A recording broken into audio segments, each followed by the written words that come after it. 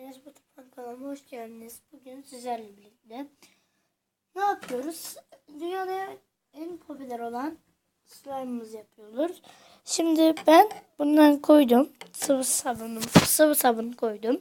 Sıvı sabun, tuz gerekiyor bunun için. Kaşık ve çatal ne için? Bunları karıştırmak için yani. Geçelim.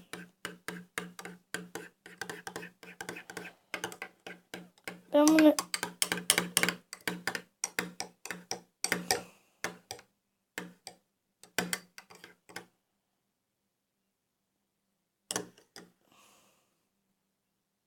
çok güzel oldu.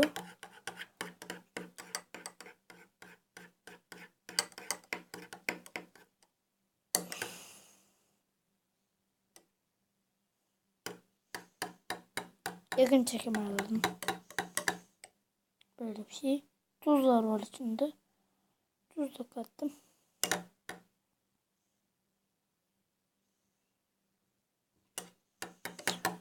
Evet, ben boyalarımı alıp geliyorum. Arkadaşlar, boyadan vazgeçtim. Şampuan, tuz ve sıvı sabunla yapacağım. Sıvı sabunumuzu ekleyelim. Yani sıvı sabun diyorum. Şampuanımızdan ekleyelim. Şöyle. Fazlasında gözüm yok.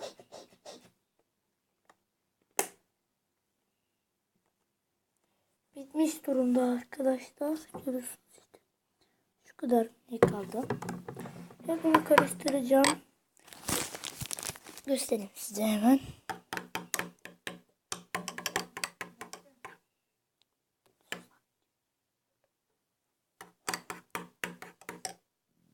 Görüyorsunuz arkadaşlar.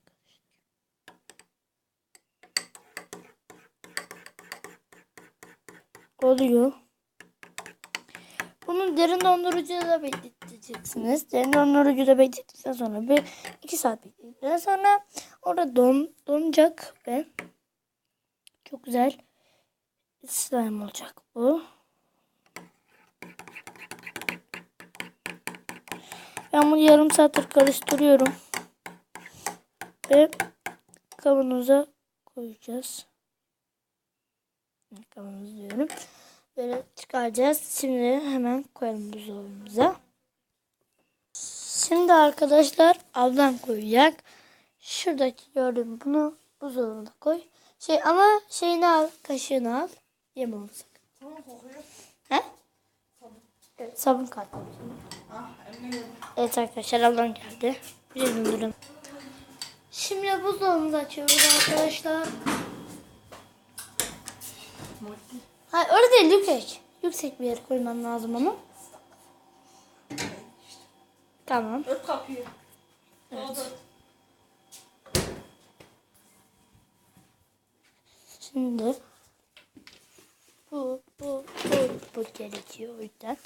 Evet arkadaşlar, ben seni beğen tuşuna basarak görüşürüz ve bay bay.